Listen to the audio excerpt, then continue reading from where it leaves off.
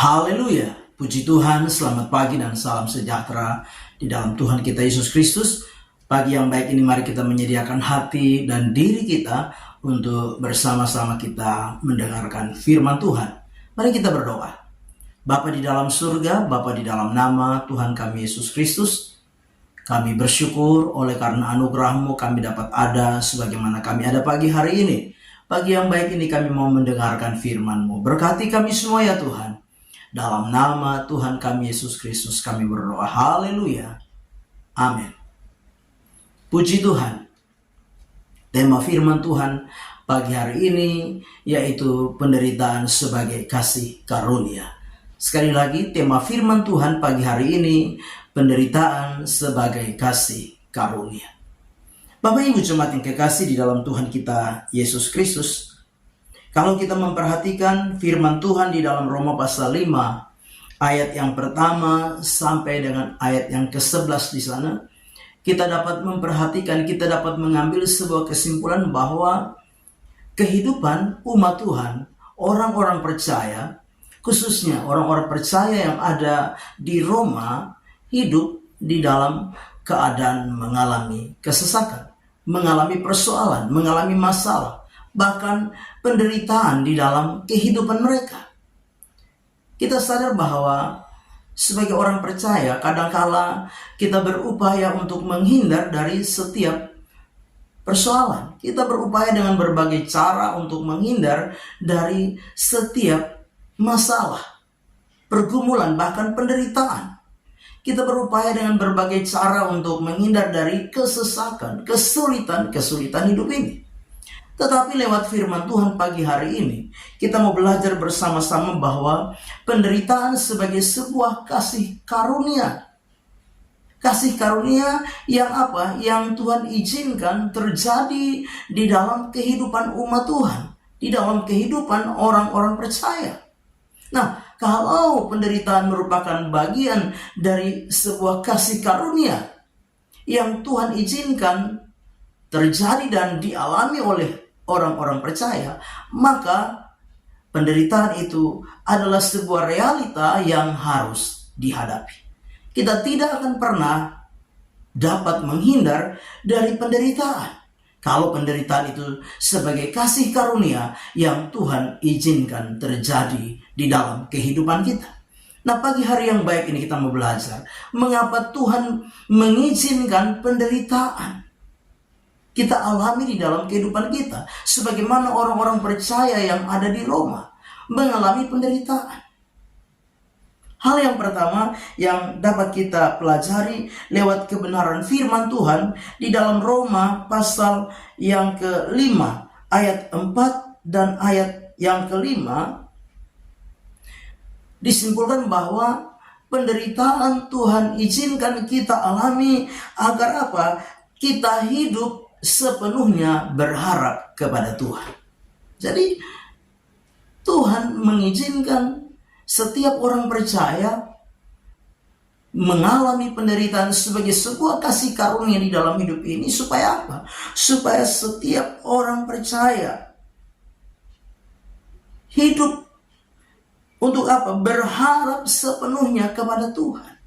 Menyadari bahwa kita penuh dengan keterbatasan, menyadari bahwa kita penuh dengan kekurangan, menyadari bahwa kita penuh dengan ketidakberdayaan, maka lewat penderitaan sebagai kasih karunia yang Tuhan izinkan terjadi dalam hidup kita, supaya kita lebih lagi berharap kepada Tuhan, kita lebih lagi mengandalkan Tuhan di dalam hidup ini. Karena apa? Karena hanya Tuhan yang mampu memberikan kita kekuatan. Hanya Tuhan yang mampu memberikan kita kemampuan. Hanya Tuhan yang dapat memberikan kita kemenangan demi kemenangan di tengah-tengah setiap persoalan, pergumulan, penderitaan, kesesakan, kesulitan hidup ini. Dengan apapun yang kita miliki dalam hidup kita, tidak akan mampu menolong setiap kehidupan kita. Hanya Tuhan saja yang mampu dan sanggup menolong kita melewati setiap penderitaan di dalam hidup ini. Itu sebabnya Tuhan menggunakan penderitaan sebagai kasih karunia Tuhan izinkan itu terjadi di dalam hidup saudara dan saya sebagai orang-orang percaya. Supaya apa? Supaya kita belajar berharap hanya kepada Tuhan. Kita belajar mengandalkan Tuhan di dalam kehidupan kita. Firman Tuhan di dalam Yeremia pasal 17 ayat yang ke-7 berkata, diberkatilah orang yang mengandalkan Tuhan dan yang menaruh harapannya kepada Tuhan. Nah, Bapak Ibu jemaat yang kekasih di dalam Tuhan kita Yesus Kristus. Hal yang kedua, penderitaan sebagai kasih karunia yang Tuhan izinkan terjadi di dalam setiap kehidupan orang percaya. Tujuannya supaya orang-orang percaya tetap teguh dan kokoh di dalam iman mereka kepada Tuhan. Sekali lagi, penderitaan sebagai kasih karunia yang Tuhan izinkan terjadi di dalam kehidupan orang-orang percaya supaya apa? Orang percaya tetap teguh dan kokoh di dalam imannya kepada Tuhan. Nah, Bapak Ibu jemaat yang kekasih di dalam Tuhan kita Yesus Kristus, di dalam ayat yang kedua sampai dengan ayat yang kelima, ya, di sana dikatakan bahwa kesengsaraan menimbulkan ketekunan, dan ketekunan menimbulkan tahan uji, dan tahan uji menimbulkan pengharapan, dan pengharapan tidak mengecewakan.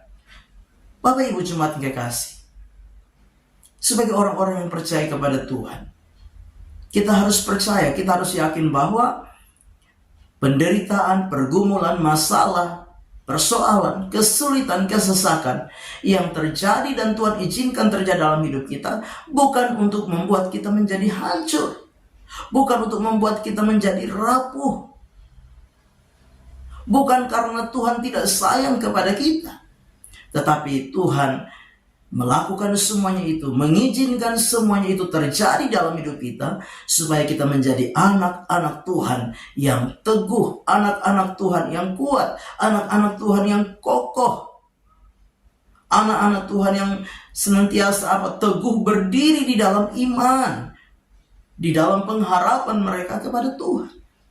Jadi inilah tujuan Tuhan di dalam kehidupan kita sebagai orang-orang percaya.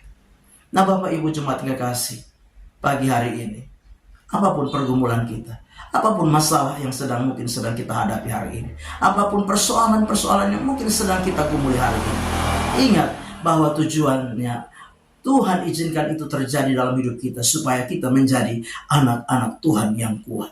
Kita menjadi anak-anak Tuhan yang teguh berdiri di dalam iman, dalam pengharapan kita kepada Tuhan. Yakinlah bahwa ada waktunya Tuhan pasti menolong kita. Ada waktunya Tuhan akan menyatakan perkara-perkara yang besar, perkara-perkara yang dahsyat di dalam setiap kehidupan kita. Amin. Kita berdoa. Bapa di dalam surga, terima kasih buat firman Tuhan yang sudah kami dengar pagi hari ini. Biarlah firman itu boleh menjadi rema dan berkat di dalam setiap kehidupan kami. Kami serahkan seluruh hidup kami dalam tangan Tuhan. Kami melangkah bersama Tuhan di hari baru ini, mengucap syukur. Dalam nama Tuhan kami Yesus Kristus kami berdoa. Haleluya. Amin. Selamat pagi, Tuhan Yesus memberkati.